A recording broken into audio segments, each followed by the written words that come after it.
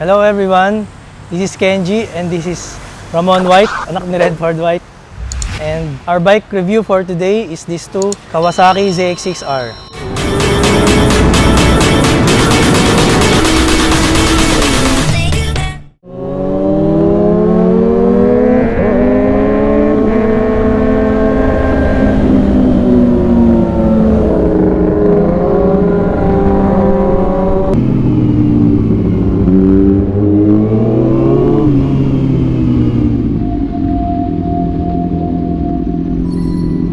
Now let's talk about the technical specifications.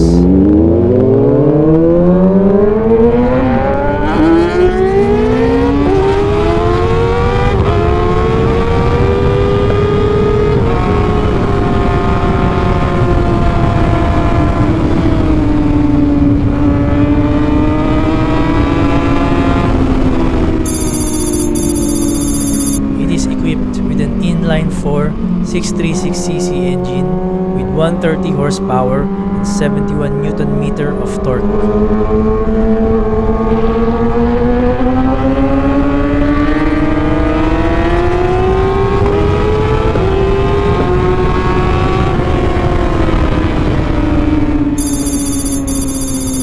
Kawasaki made a change to the gearing for the 2019 ZX6R. There is a one-tooth smaller countershaft sprocket for a shorter final gear ratio of 15/43 for a better acceleration at the expense of top speed.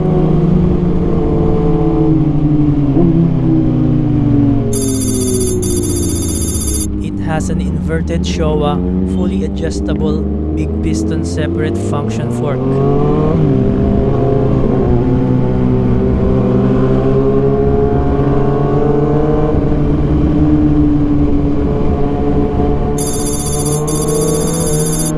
Suspension is a fully adjustable gas-charged monoshock with preload and 25 clicks of rebound, low-speed compression damping, and adjustable ride height.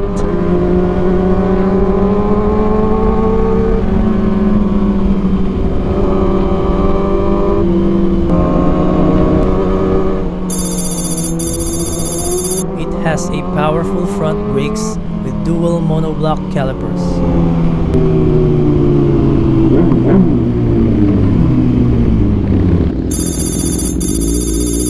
It is equipped with a Kawasaki Intelligent ABS.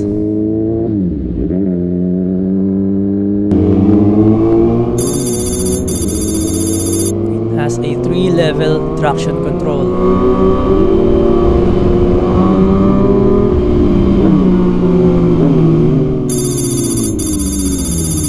Selectable power modes, full and low power.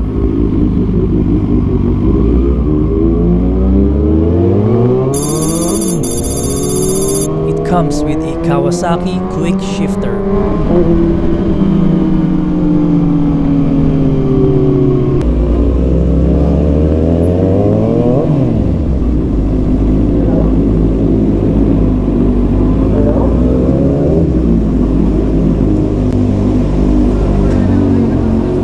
Sarado eh.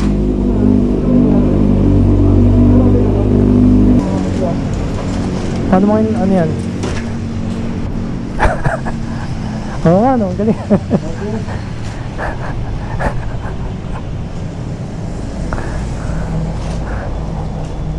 Yun, takto, buti na lang may strap.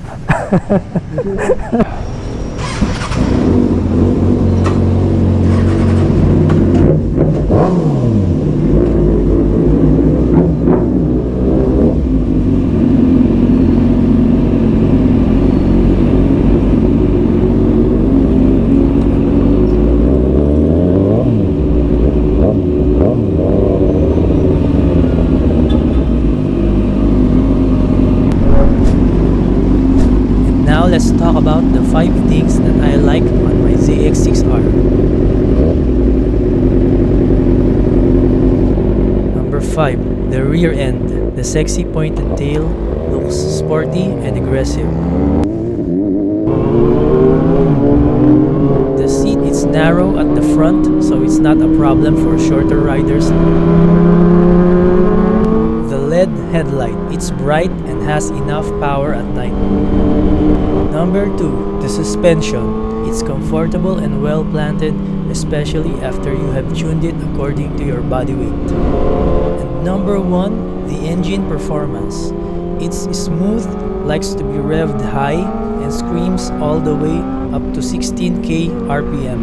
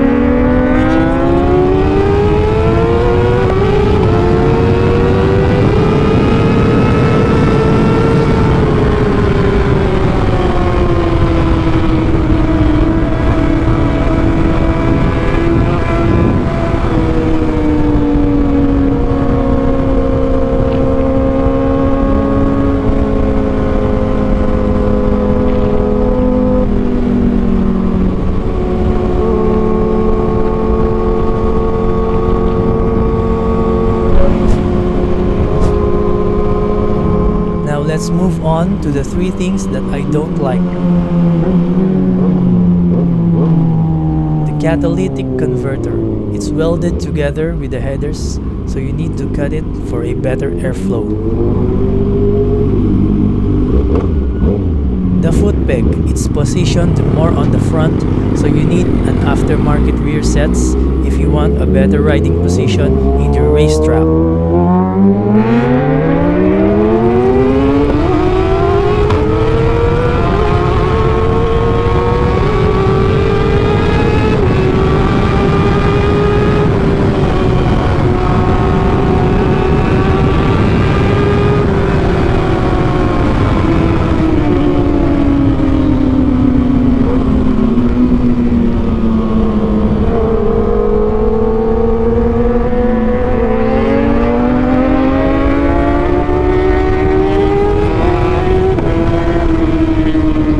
Headlight design. It shares the exact same design with the Ninja 400 versus 1000 and the new upcoming ZX25R that makes it look quite common.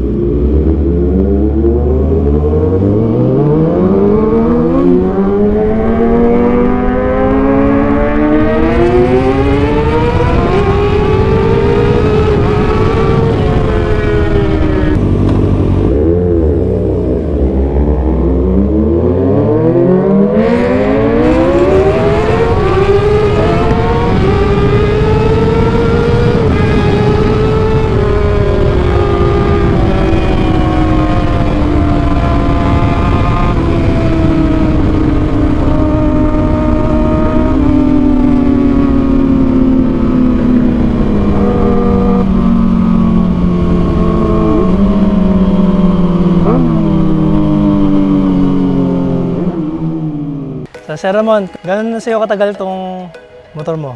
ZX6R? 1 year. Ito ang mga upgrade na ginawa mo? Ito, yung pipe. So, titanium na arrow, race, tapos sliders, mga normal, tail tidy, integrated na Motodynamics, tapos ECU reflash. So, ano masasabi mo sa performance niya? Performance niya para sa akin, okay naman siya. Para sa 600. Satisfied ka naman? Okay lang, oo. Eh, ikaw ba? Din sa Satisfied din? gusto ko sa kanya, syempre sa 600. So, ito yung mas malaking mga engine kaysa sa mga ibang kategory niya na 600 kasi saktong 636 yung engine niya eh. Kumbaga, pros din, magaan siya, agile. Mabilis din naman kahit pa paano, di ba? Eh, yung mga ayaw mo naman? Sa itsura, yung mukhang 400 eh. Yung headlight mo? Headlight eh, oo. Para sa Ninja 400 Pero, yung wala lang rammer yung Ninja 400 eh. Pero aside dun, overall naman, satisfied naman ako sa bike. Oo. Happy naman ako, happy. Soundcheck naman natin yung arrow exhaust mo. Sige, bro. Let's go. Okay. Let's go.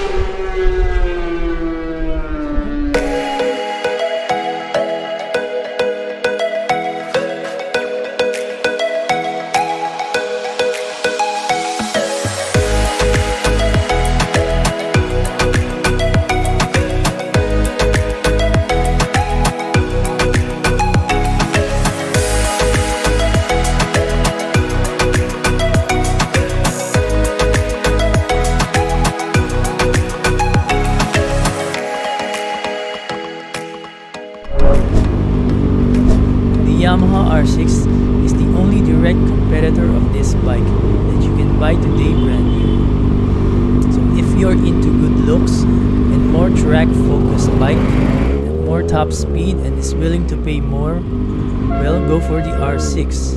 While on the other hand, if you want the best of both worlds, a sport bike that is comfortable on the streets because of the lower seat and less aggressive riding position, more torque on lower RPMs, cheaper price with the same features, I highly recommend the ZX6R.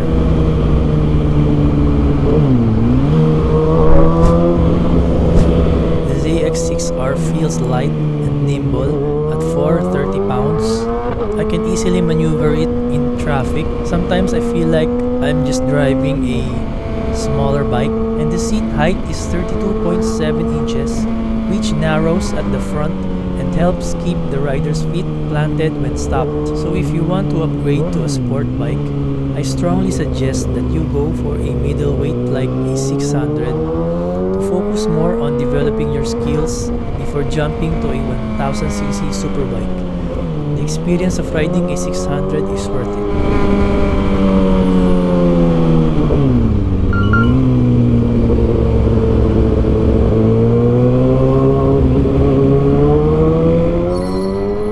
Shoutout nga pala kay Makoy from Fairview QC, Marcus Vlog, Domar Regala, and happy birthday Lakay YouTube. And shoutout kay Jonathan Soniega together with the Weekday Warriors. Shoutout kay Jana and Fritz Tapales. Siyempre, shoutout kay Andy, yung poging owner ng napaka-poging CB650R. Special thanks to Ramon White for sharing his ZX6R and joining me in this vlog.